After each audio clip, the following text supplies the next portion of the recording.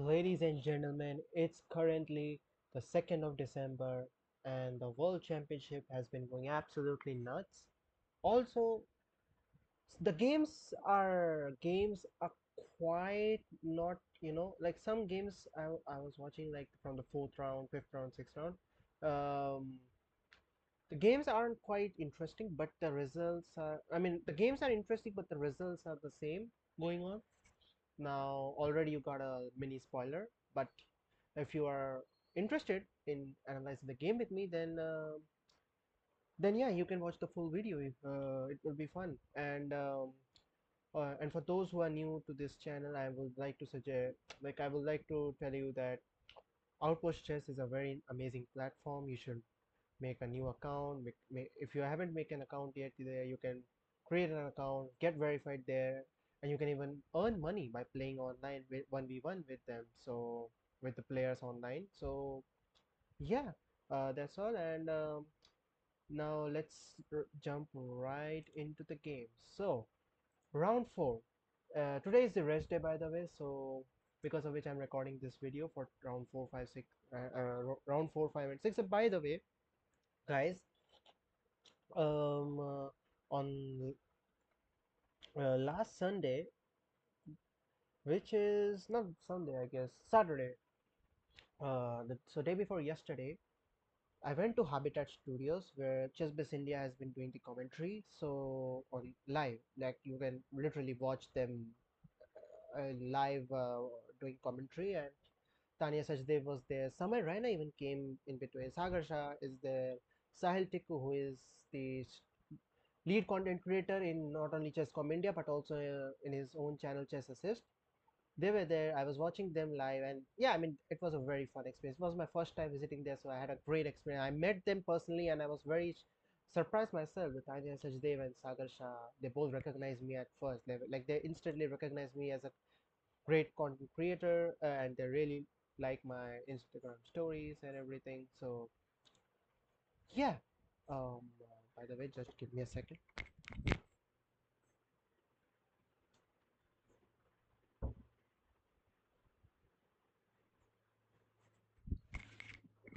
Yeah, sorry guys. The door was opening a lot, so yeah. Anyways, let's just start with the game. So yeah, I was very great, and this Sunday also I'm planning to visit. So yeah, it's great to be there and meeting them finally. And yeah. Anyways, so round four, Gukesh is playing with the black pieces. The score is 1 point, I think 1.5, 1.5 at this point, and yeah, and Gukesh starts off, sorry, Ding starts off in knight f3, which is a surprise. Like when I saw this game, like when I was watching it live, I was like, what, knight f3? Like for real? Like because in this whole tournament, in this entire tournament, there are some new moves, new opening lines, new moves are been happening, like a novelty, you can say. So so yeah, this has been happening, and knight f3, and Gukesh replied with normal d5, e3, knight f6, p3, bishop f5. So normally it's a ready opening, and things been solid for both sides so far. Like now bishop e2 was, and now you can simply either play knight c6. You can even play e6, try to go bishop d5 or bishop d6 at some point. You can even play knight d7 to reroute the knight to b6. There are a lot of lines you can play, but here Kukesh played h6, which is an interesting move. I guess stopping knight g5, or I don't know, maybe to gain some little space so that he can prepare for g5, g4 ideas. So because in this entire tournament so far, Gukesh has been, you know, he has this liking with the g pawn, so he likes moving it forward, pushing it for attack. So yeah.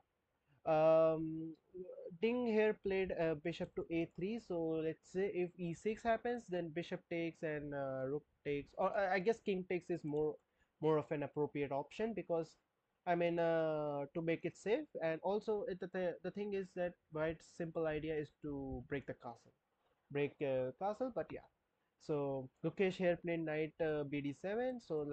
So he's preparing for e6 idea, so that after takes he can take back with the knight. That's his plan. So white castles, and now e6 has been played, takes, knight takes, and now c4. So Ding now start to play c4, trying to go with the center. You can even now you can play c6, try to solidify the center, and or maybe you can play like knight g6, not knight g6 I guess, because knight g6 is not doing much except for it's not even controlled by the square by this knight because of this knight.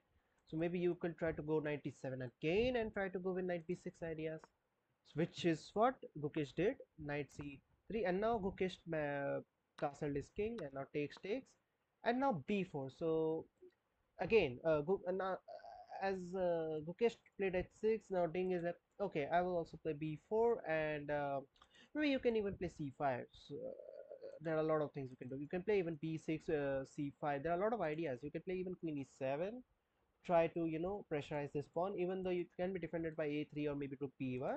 But after queen e7, you can also, like, let's say, play a5. So yeah, there are a lot of things you can do. So c6 has been played. So as I said earlier, he wants to solidify the center.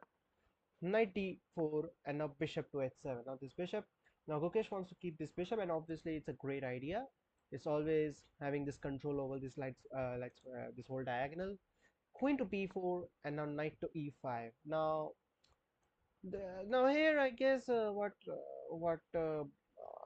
Gukesh could have done was play rook c8, try to prepare for c5. So after takes, you can take back with the knight, and now you can try to go with knight e4. So let's suppose a little bit I play rook c8. You can, and let's say white plays a4. You can simply play c5. So if you take, I take back with the knight, and now I'm preparing for knight e4, um, along with the tempo on the queen, which is what not happened. So because of which it's not showing that. So yeah, knight e5 was played instead, and now a4. Can I just I don't know why I can't what is this? Okay, yeah, cool. A4.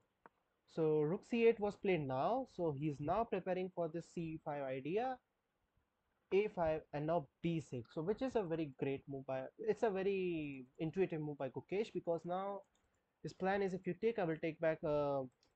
Taking back with the pawn seems more appropriate. Taking back with the queens will allow rook a4, and then rook a1, and with that Ding will manage to win the pawn. So knight f3, and now Gukesh is like, okay, I will take the knight, and basically this knight f3 move suggests that Ding is offering a draw, because he wants to trade off everything and he wants to settle with a peaceful result. So knight takes f3, bishop takes f3, and now d4, attacking, pushing the pawn to the center. Knight to e2, and now takes, and now bishop to e4. He's trading off the bishop, and so rook d1, and now queen e7, takes, knight takes, pawn takes, a takes b6, and now knight c3. Knight c3 is simply to just again, Ding is like, I want to trade off the knight. So Gukesh is like, okay, I will play rook d8. I want you to trade on my terms. So knight takes, queen takes, and now h3. So safening the king from getting backran for future, even though it won't, but still. c5, takes, and now rook to c1, attacking this vulnerable pawn. Queen to e5, and now queen to c2, and now rook to d5. Here rook c8 could have been also a great move, because rook c8 is like, basically you are just sitting there and waiting for your opponent to make further plans. Obviously there are no further plans, to be honest, because now it's completely a draw position. So rook d5, g3, and now f5. So by the way, for those like, there is one trick, I guess. So if, let's say, there's one trick which Gukesh thought Ding, like, he was planning this. So if Ding had played queen c3, then there is a very nice tactical move, rook d1 check. Now obviously, I mean, if rook takes, then queen takes queen. Obviously, this is completely winning, and yeah, it's obviously it's forced. So you have to, if you and you, I mean, obviously you have to give up your queen. So yeah, this was one of the option. But yeah, king g2, king to h7, queen to c4, and now queen to d6, e4, and now rook e5, attacking this pawn. Pawn takes, and now queen e4, pinning the rook. Still, it's a draw. Now it's completely a draw. You can play queen d5. You can, like you say, it is counterpin your you are counterpinning your opponent's queen while he's pinning your rook in the meanwhile. So yeah, and now after moving the king around to the forward, and now after this, the game basically resulted in a 3-4 repetition. Both players ended agreed to a draw. I mean, not I mean by 3-4 repetition they didn't, like, yeah. But in this entire game, if you notice, both sides took like their time management was extremely good. Like they both managed to control their time management, and yeah, it was a great game. Not so much interesting point, so but yeah, it was indeed an interesting game. And now let's move on to now uh, round five. So Gukesh is this time playing with the white pieces, and he will. We all hope that we were all hoping that Gukesh would go for the go for the win in this game. And this was the game I was watching live in the Habitat Studios, uh, watching the live commentary on this game by Sagar Shatania and yeah, everyone. So yeah, Gukesh starts off with e4, and now the most shocking move was like the most shocking opening choice. You see, you can play like now Ding can play e5. You can even play Sicilian. Ding, I guess he is also a Sicilian player, or you can even go with knight c6, allowing d5, d4. So it's like almost like a King's Indian structure, somewhat like that. But here, Ding plays the French. And if you remember, in the game one, Ding played the same against Gukesh, and he won that game.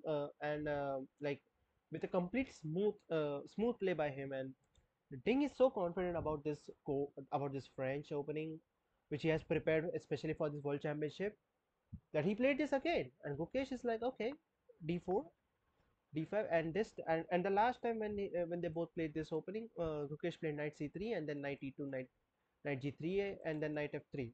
Like these were the lines he was playing. So, but this time he went for the exchange variation. He takes d5. So both sides are shocking each other with their opening choices. Knight f3. And Ding in the interview also said that he wasn't quite expecting Gukesh for the exchange variation, but yeah, uh, it still was in his prep. So bishop d3, c5. Now it's normal stuff going on. c3, and now after c4 you can play bishop c2, and after queen e2 check you can play castle. These are the lines mainly which you play in French. So bishop c2, bishop d6, and now queen e2 check, queen e7, and now queen trade. An early queen trade happened in the game, and yeah, instead of taking with the bishop he takes with the king, which is like you would wonder like, oh, I wanted to take with the bishop, but yeah, I bonked out on my king. But it's actually a good move because now you are in the end game, right? You're almost in the end game, and it's like an early end game, you can say. So yeah, castles, rook e8, trying to artificially castle along this side. So check, rook takes, king takes, and now this is officially an endgame because rooks and queens are traded.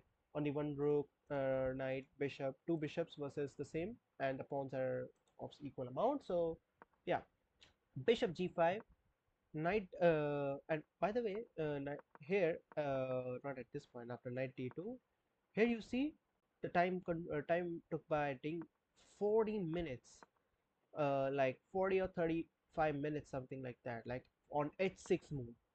I mean, yeah, I mean that's quite shocking, but okay. I mean, after h6 is pretty obvious because I think he was calculating b6 and bishop b7 ideas, or maybe he was even trying to calculating a5 and b6. So yeah, he played h6, and now bishop to h4 by Gukesh, knight to h5. So the idea is to go g5 at some point.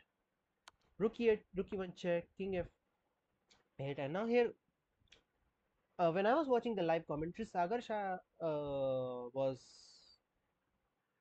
predicting this crazy move of Gukesh, which was he was saying that if Gukesh plays bishop d8, it would be wild. Like, the rook is controlling this file, the bishop on d8. It's quite crazy move, crazy of a move to think. We all were thinking like maybe Gukesh was thinking on this move. He took 10 minutes and he plays g4, the trendy move which has been going so far in this entire world championship. So I mean, like Gukesh likes this G pawn so much. I think he has some of a chemistry of this of this pawn. But with this pawn, I'm just kidding. I just don't know. So knight f4 and now bishop g3. So yeah, this knight is pinned to the bishop. Knight to b6 and now g5. Takes and now bishop d7. Knight to f3 and now rook to e8. And here knight to e5 was played, solidifying this, positioning the knight to the center, and maybe try to go with knight f3 at some point. So Bing is like, okay, don't want to take any risk, I will just take the knight. And here normally you have to take with the rook, and I mean, after take, I mean, you won't take the rook obviously, because I mean, yeah, you can take the rook, and I mean, yeah, you have knight e2, and you will take, I mean, here I guess you would take with back with the h pawn, and try to go with f4. This is what you can do. I think what's the, I don't really use the engine, but let's see what the engine says. Yeah, okay, so engine approves this line. So I mean, this could have been a good thing. So here, but instead of that, Gukesh took with the pawn, which is a blunder because you are allowing 93. And I mean, Bing found it in 17 seconds, like. And Gukesh at this point he was like, oh, he missed this. I guess he missed this. So yeah, takes. He has to take and now f3. So making some squares for the king to come and attack this pawn. Knight to c4, which is a good move. Takes, and now trading off. Here also, by the way, I guess knight a4 could have been also a good move. You are trying to target these two pawns. This could have been also a great thing so far. You can keep the knight alive, but here thing is like, okay, I want to trade. In this entire world championship so far, he is like trading, or he likes to trade off every pieces, and yeah, he wants a peaceful result. Rook e4, bishop to c6, and now here is another miss by Ding. Here Ding has to play rook, sorry, not rook d8. He had to play rook c8 to defend this pawn. Because then you can play bishop e6 and try to go with the d2. Like there are so many things you can do now. But yeah, also if rook d4 now, you can have always bishop f5. So, and if you will see the bar, black is very advantageous at this point, because look, these two pawns are very dangerous. These are very dangerous pawns. But here Ding played bishop c6, and now he played, and now Gukesh found this move, rook d4 move. This is a well-timed move by Gukesh, and after takes, king f2, attacking the bishop c6, and now Mukesh finally took the pawn. And now after rook d8, it's no longer, because now the rook can come back, and now the king is very closer to this pawn, and there's no way you can defend this pawn now. Takes, bishop d5, b3, and after takes, and now even though Gukesh is a pawn up now, it's a draw. It's a forced draw, because not only of the opposite side. I mean, I guess because of the opposite color bishop, and also the king, both the king do not have any entry, you know and they can't do much in this position, so they both decided to repeat and hold a draw. But this was a insane miss by Ding. I mean, at this level, Ding Loren should have been more cautious, more precise with his choices, and I think he has to work a lot on this. Today's a rest day, so maybe he will, I don't know what he will do for the next, but I hope Gukesh tomorrow pulls up fire on the board, because tomorrow he's again playing with the white pieces, and yeah, I'm just hoping he goes for the win. At least he is the one who will take the lead. But yeah. Anyways, and now we finally come to round 6, the last game of the segment, and after that today's a rest day. So yeah, anyways. Gukesh is playing with the black pieces, and Ding Liren starts off with d4 again.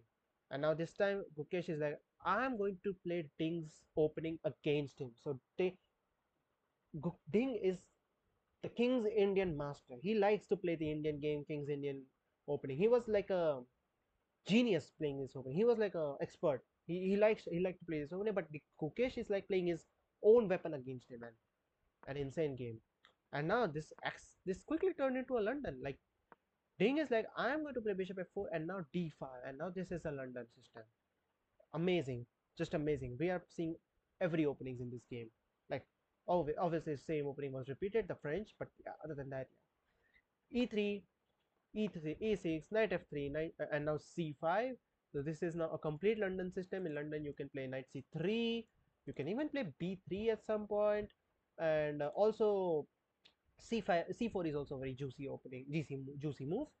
You can even play bishop b4 or bishop to b5 check, but yeah, a lot of things. So c3 was played, d bishop to d6 check, knight c6 takes.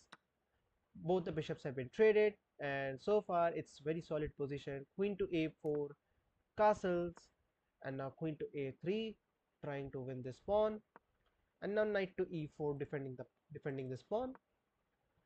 Knight fd2, and now e5. Very strong move by Gukesh, by the way. He's like opening up this bishop file, and also not only that, he's trying to go with queen g6 to try to attack this weak pawn. Takes pawn, and now queen takes e5, and now queen g6.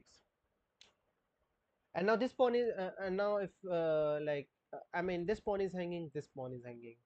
So yeah, knight d2 takes castles.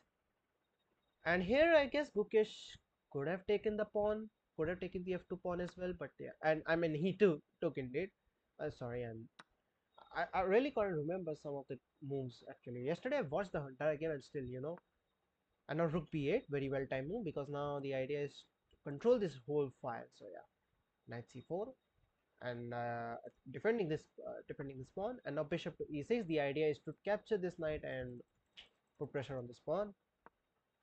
Rook to d3, rook to d2, and now queen f3, and attacking the rook, and now rook e1, and now takes. And here I guess what Gukesh might have done was to play queen f5 maybe.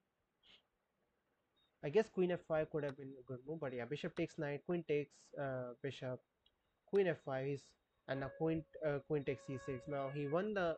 Okay, so there is a veneration going on, like the puja we say. So yeah. Queen takes c6, queen takes e5, and after queen d5, queen e7. Now this is a like a draw position, like, and Ding is here offering a. He's basically repeating the position.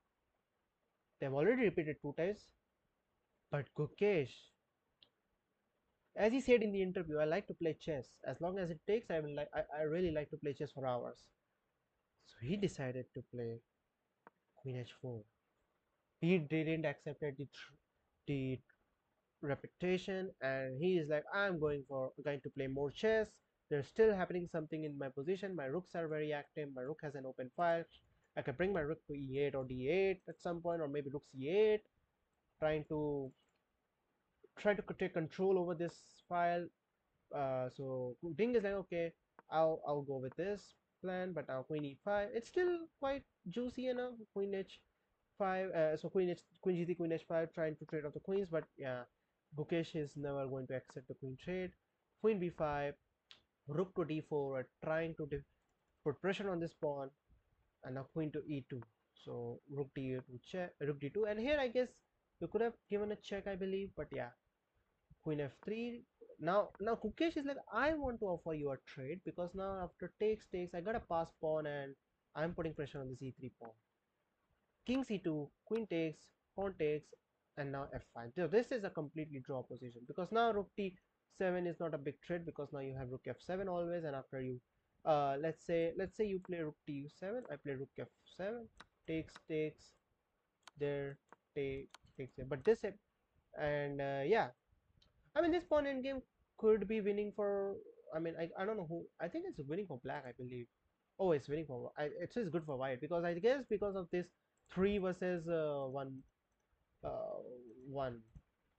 pawn, the pawn island. This is like a isolated pawn, and this is like a pawn island. Like you're going to push every pass pawn. You got a two passer against this one pawn, so yeah, because of which it's very good for white.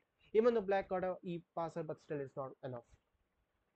H4, E3, Rook E2, and yeah, at this point it's a completely draw. Position takes and takes, and here here if you, by the way, there's a nice trick. If you go, let's say, I guess king H6, you got Rook G5, and this is like Rook G5, or I guess, yeah, I guess so, because there's a trap. But yeah, Gukesh played safe chess, king H8, king G7, and they both repeated the moves, and Gukesh managed to hold a draw, even though the position seemed quite good for, quite slightly, better for white. But yeah, I mean, he was like, yeah, I like to play chess, and yeah. And with that, the score is currently 3-3, I believe. Yeah, 3 all, 3 out of 6 so far, and yeah, it's like, oh, sorry, my bad. So it's like a movie going on. It's currently like a movie going on in this World Championship battle. Still even scores, and I just hope that Kukesh pulls one lead against Ting, and yeah, this is crazy. I I need to take a rest, something. Like, yeah, this is going crazy. This is like a movie. This World Championship is completely like a movie, and all right. So, anyways, I will end on that. Make sure you make an account, create an account on Marco Shares. You can earn money by playing tournaments, playing 1v1 against the players, and yeah, that's all for you. That's all I got for you today. Get out of here.